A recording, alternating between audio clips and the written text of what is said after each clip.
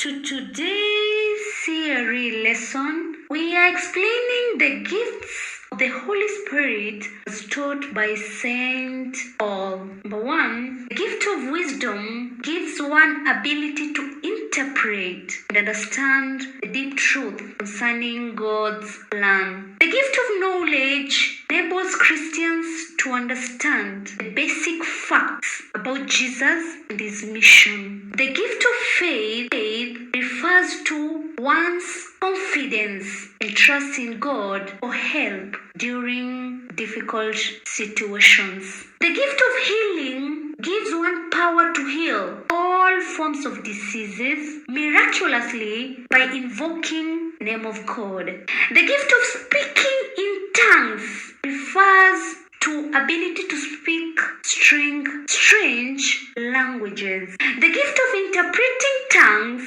refers to ability to understand and interpret tongues. The gift of performing miracles refers to ability to receive God's revelation and apply. Thanks a lot for subscribing and listening to me. God bless you.